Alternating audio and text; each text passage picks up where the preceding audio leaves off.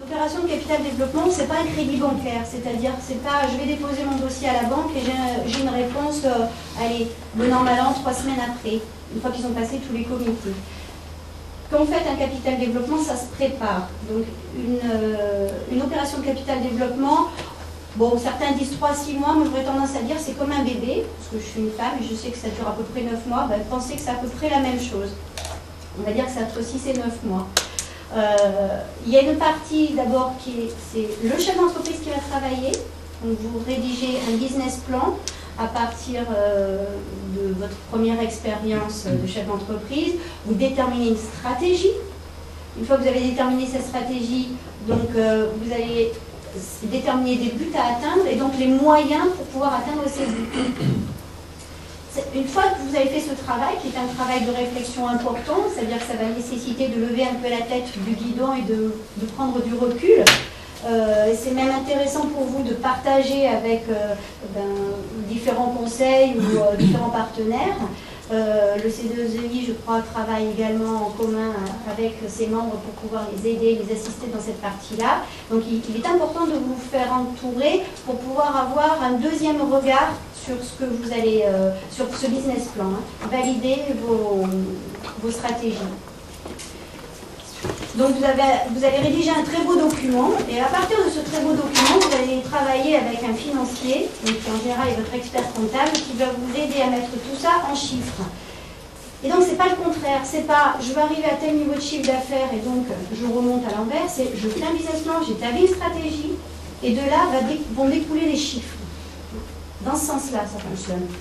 Donc, à partir du moment où on sait ce que ça va donner en termes de chiffres, on va déterminer également les différents modes de financement. Vous n'allez pas obligatoirement faire rentrer un capital investisseur pour financer cette croissance. Peut-être que par rapport à cette étude-là, vous allez déterminer qu'il va être plus judicieux, par exemple, de faire du crédit bail, parce que en fait, votre besoin de financement, ce sont des machines. Et donc à ce moment-là, il faudra discuter avec un crédit bailleur. Ou alors que si c'est tout ce qui est exportation, il y a des crédits export. Si c'est de l'innovation, il y a des aides également qui peuvent être distribuées par différents organismes. Donc ce ne sera pas obligatoirement le capital investissement. Donc c'est bien d'y réfléchir en amont. Une fois que tout ça est réfléchi, vous allez commencer à dire, tiens, je vais présenter mon dossier, parce qu'en fin de compte, ce qui est important, c'est de faire rentrer un capital investisseur, sinon j'ai trop de dettes, je suis plus crédible, s'il y a un trou d'air, je m'écrase, donc il est vraiment important que je solidifie mes fonds propres, il faut que je fasse rentrer un investisseur. Donc à ce moment-là, ce que vous allez rédiger, c'est l'executive summary, qui est la première page en fait de votre business plan, va être associé à un engagement de confidentialité. Donc le nom de la société est caché, ça reste en aveugle. Enfin, c'est comme ça que moi je travaille. Après, si vous êtes en direct avec des investisseurs, bien évidemment, ils vont connaître le nom de votre société. On contacte donc des investisseurs, on leur présente cet executive summary et on voit si effectivement ce type de société peut les intéresser. Si c'est le cas, donc ils signent un engagement de confidentialité avec une certaine durée, en général, qui est à peu près d'1 an. Et cet engagement de confidentialité va couvrir, c'est-à-dire qu'en général, ils ne travaillent pas en parallèle sur 2 dossiers du même secteur d'activité pour éviter que des informations fusent de droite et de gauche. Et puis, cette exclusivité, donc cet engagement de confidentialité, ce n'est pas une exclusivité de négociation, pas encore. La personne va venir vous voir, donc on rentre dans la phase d'étude en amont, va demander à avoir accès à l'ensemble de votre business plan, rencontrer votre personnel, voir votre usine, rencontrer éventuellement un fournisseur, va tout éplucher, faire un audit. Et à partir de là, va formaliser une offre. Donc on va regarder comment ça se présente tout à l'heure. Et sur cette offre, vous allez à un moment donné marquer votre accord en disant « Ok, je suis d'accord avec tout ce qu'on a dit, la valorisation, les clauses d'entrée, les clauses de sortie, quelques ébauches du partenariat, tout ça est indiqué dans cette fameuse lettre d'intention. Elle est contresignée par le dirigeant.